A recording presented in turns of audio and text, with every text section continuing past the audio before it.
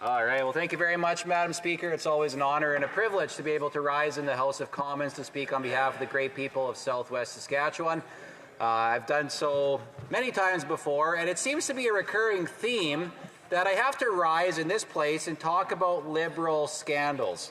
It's happened over and over and over again. But you know what? If they want to keep abusing the taxpayer, Conservatives are going to keep standing up. We're going to keep pointing it out, and we will do it as long as it takes and as many times as we have to until they agree to comply with the will of the House of Commons. So, what are we here for today, Madam Speaker? Well, it's the Sustainable Development Technology Canada and the Liberals' failure to produce documents demanded by this House. More than $400 million were funneled to Liberal-owned and Liberal insider corporations. When Liberals say that they're here to deliver for Canadians, what they really mean is that they're here to deliver for their friends and make sure that they get the first crack at the taxpayer's dollar. Whether it's public scandals like the Prime Minister's blackface, where he told reporters, quote, "I should have known better, but I didn't," or corruption scandals like the SNC-Lavalin affair, where the Prime Minister became the only Prime Minister to violate the Conflict of Interest Act, and of which he's done multiple times. The list goes on. In fact, the list goes on so long, it makes up more than 1/3 of all corruption scandals at the federal level in our nation's history. 1/3 of every single scandal in the history of Canada has been committed by this government in the last 9 years. And I wish I could tell you that corruption stops there, Madam Speaker, but it doesn't. On April 9th, in 2020, the government received an unsolicited proposal for a youth program from We Charity. Just a couple weeks later, the Prime Minister announced a student grant program for this very proposal. In June, when the program officially launched, the Prime Minister said it wasn't a conflict of interest, despite the charity not only paying its family members to speak at events totaling, get this, $425,000 in expenses and money paid out. We Charity co-founder Craig Kielburger also happened to have donated nearly $2,500 to the Prime Minister's leadership campaign back in 2013. And yet we're supposed to take the word of the Prime Minister when he claims his decision involvement with them wasn't a conflict of interest. Not going to happen. The then Finance Minister Bill Morneau also had 2 daughters who had ties to or were currently working for We Charity at the time of the scandal. He took paid vacations and he also attended special dinners and didn't think it would be wrong to do so. All the former Finance Minister had to say on the subject afterwards was, quote, "In retrospect, I should have recused myself from the discussion." Madam Speaker, isn't it so easy to try to tell the public you should have made a different decision after you've already made it? Especially when it's a bad decision. At what point do elected officials need to be expected to make good decisions and not just constantly apologize for making bad ones? As the Prime Minister routinely says, well, we can all learn from this. Madam Speaker, We Charity was put in charge of a $900 million grant with an estimated operating cost of $19 million. But, as we learned, it could have been $43 million and it was underreported. We has 3 branches, one in the UK, one in the US, and between those branches, more money has been sent to the organization in Canada than abroad to where they claim to be doing charitable work. Where they claim to do the most charitable work, Kenya, they aren't even listed in the top 50 NGOs, instead being known for bringing North American and European celebrity visitations and photo ops, as a reporter from the national newspaper puts it. We Charity also claim they sent medical supplies as another way that they spent on charitable efforts, but their U.S. tax filings from 2019 have no such purchases, and they refuse to make their Canadian statements public. The Prime Minister then prorogued our Parliament to halt further investigations into the We scandal. Madam Speaker, I wish I could say that this was a poor decision on who they wanted to do business with, but the Liberals have shown time and time again that they deliberately do business with either corrupt or conflicted organizations, and it's not until they're publicly exposed that they claim to have regrets about their actions. Like the Prime Minister said, oh, we can all learn from this.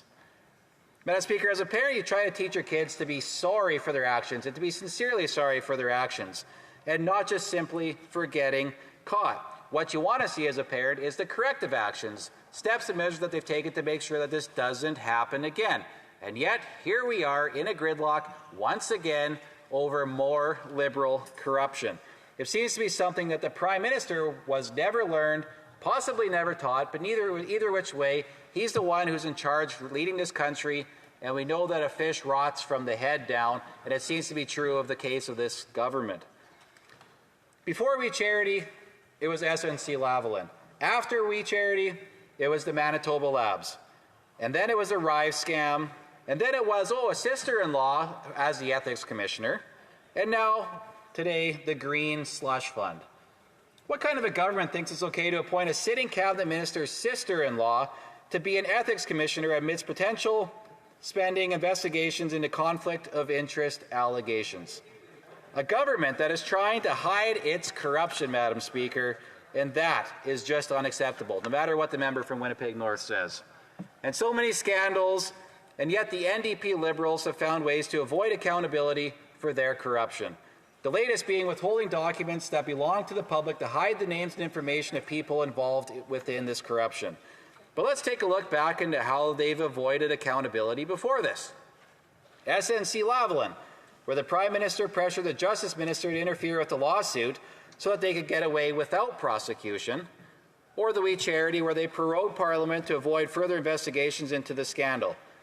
When Canadians demanded accountability in the convoy, the Prime Minister responded by enacting the Emergencies Act to avoid being held to account on his trampling of Canadians' rights and freedoms. The Prime Minister seems to believe that this House belongs to him instead of the people, and that is a very serious problem. And in fact, when it came to the Winnipeg Labs, he even took the Speaker of the House of Commons to court. The only thing that stopped that from happening was an election, conveniently called by the Prime Minister. Canadians shouldn't have to worry about the institutions of their nation stealing from them. This government has robbed the taxpayer and has made no efforts to make things right or to take accountability. The Prime Minister has still not demanded that the taxpayer receive their money back from the Arrive scam scandal. Madam Speaker, why is it that it's always the taxpayer who gets stuck being the ones paying for this government's unethical behaviour? Today we're in the House debating a privileged motion on the corrupt Liberal Green Slush Fund, the SDTC, and how they launder more than $400 million of taxpayer money to their friends and even, in some cases, their own businesses. They refuse to hand over unredacted documents as per the will of the House of Commons and the Speaker's order. Madam Speaker, these documents, along with everything in this House, belong to the people. These documents aren't the Liberal government's property, and they have no right to keep them from the taxpayer, especially seeing how these hundreds of millions of dollars that were spent belonged to the taxpayer. The government has no money. They only have taxpayers' dollars that they have taken from the taxpayer. The SDTC has become a playground for conflicts of interest. In 2022, the SDTC appointed Mr. Michael Denham, a previous appointee to the BDC from the Minister of International Trade. Mr. Denham has been a generous donor to the Liberal Party, donating thousands of dollars, including to former violator of the Conflict of Interest Act, former Finance Minister Bill Morneau, who's now Bill No More. It's no wonder this Liberal government has been responsible for more than a third of all scandals present at the federal level in all of our country's history. How about a board member at the SDTC, Stephen Kakucha, who not only helped funnel taxpayer dollars into Liberal insider corporations, but has made hundreds of donations totaling in the tens of thousands of dollars to the Liberal Party, including donating to the Prime Minister's leadership campaign in 2013. Annette Verschuren, who was the director of the board, was, as you guessed it, also a Liberal donor. This is another example of a person like Mr. Kielburger, who purposely invested in this Prime Minister's success to be the head of the Liberal Party, who has benefited greatly from receiving either money or positions years later from this government. And somehow it doesn't occur to the Liberals that this could be wrong, going even so far as to tell the public in the WE scandal that it wasn't a conflict of interest. Just believe me. I wonder how many others have gotten a return on their investment from this government that we don't even know about just yet. Well, Madam Speaker, sunlight is always the best disinfectant. It must be nice to have friends like the Liberals do. I'll scratch your back, you scratch mine.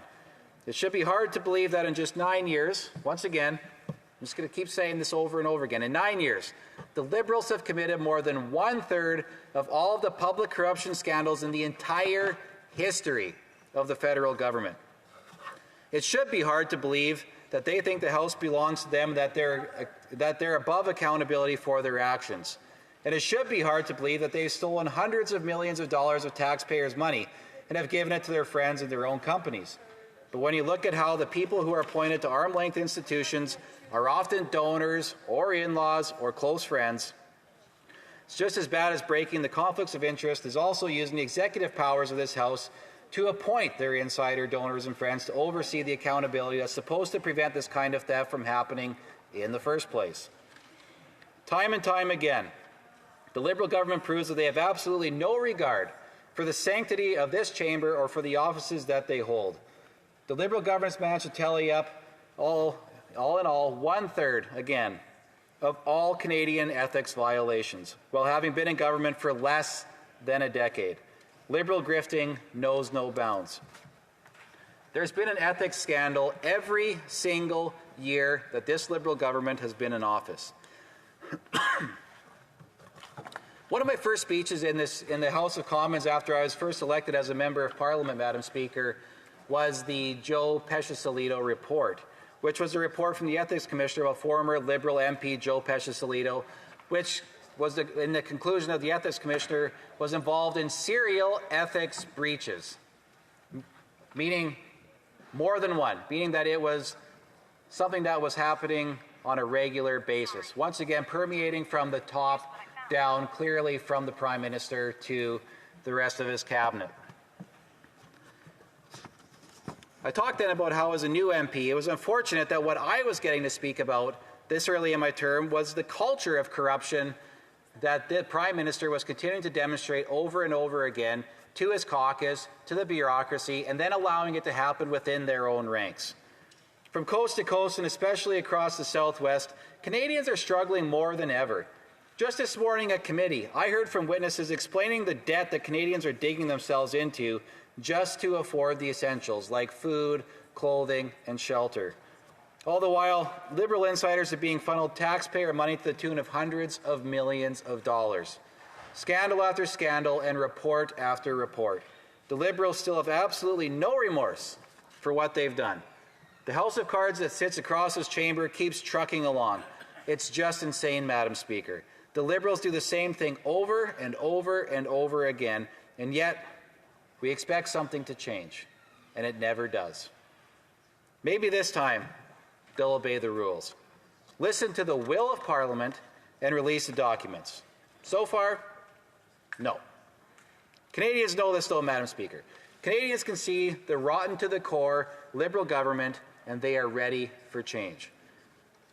It's worth pointing out, Madam Speaker, the complacency of their coalition partner in the NDP, who are so terrified of facing Canadians and losing their pensions, refuse to help bring this government down. In fact, Madam Speaker, the leader of the NDP, it's 116 days until his own pension vests.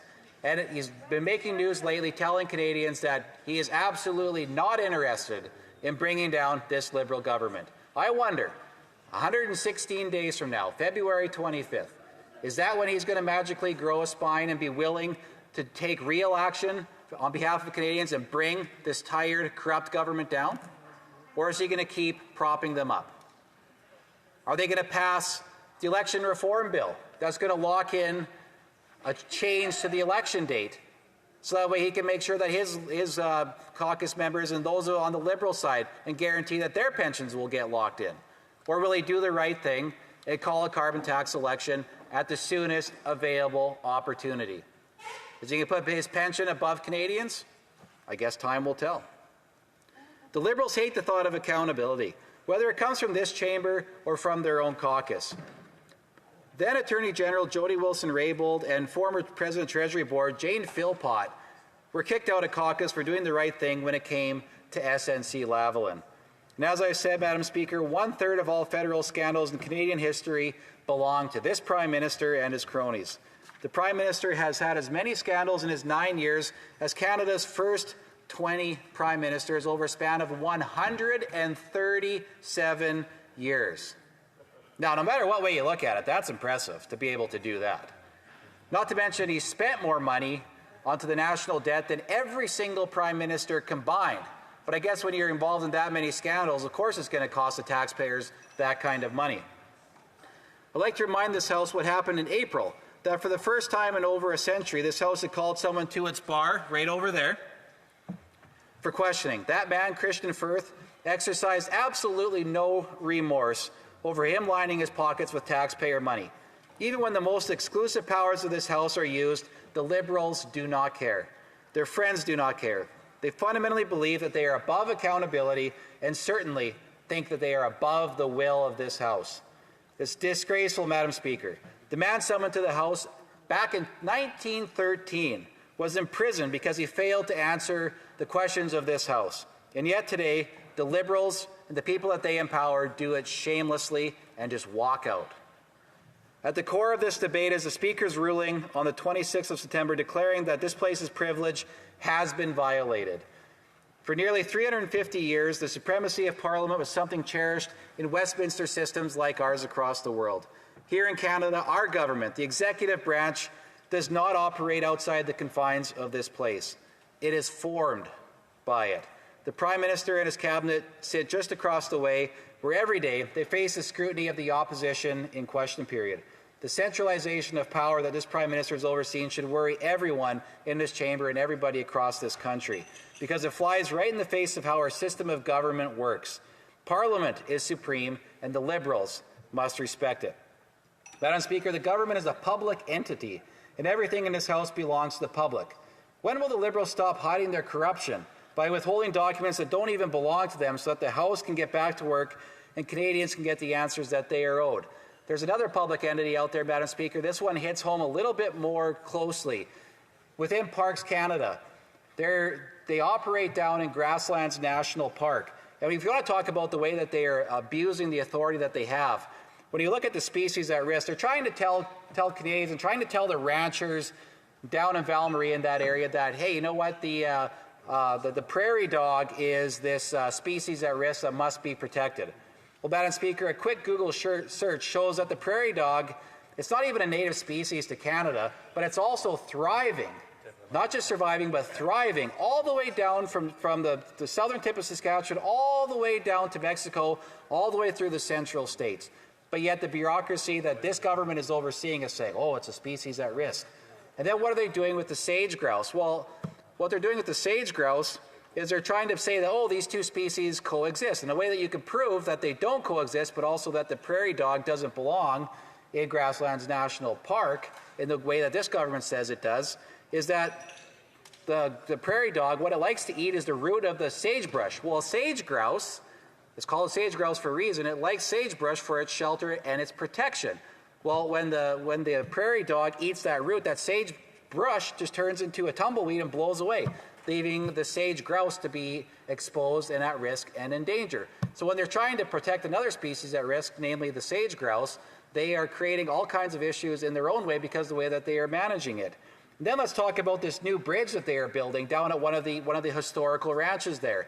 They're building in a location that wasn't even recommended by the local RM when they were looking at it, but they decided to plow through ahead of it anyway. There's another species of interest of risk out there, Madam Speaker, called the nighthawk. And all of their nests and where they like to be is right in the path of this bridge that they are building right through it. But you know what? Parks Canada said, you know what? Forget it. We're building this bridge here anyway. So they are deliberately ignoring another species at risk, and they're doing it for triple the cost of what the municipality is able to build similar bridges for. If they would have just accepted the proposal that the municipality had, they would have been able to have the bridge already done, but done for a third of the cost. But no, we got to get more bureaucracy involved and make it way more expensive. So rather than just take the local perspective and the views of the locals, they would rather take a view that, again, creates excessive spending, unnecessary spending. They would rather kick the ranchers out of the park and try to say that bureaucrats can manage ranch land better than producers can, that have been doing it for way longer than the bureaucracy's even been around for. It's shameful, Madam Speaker. If they want to try to prove Canadians that they actually care, they would listen to locals, they would listen to the producers down in Grasslands National Park, they would listen to the RM of Val Marie, and they would do what's right.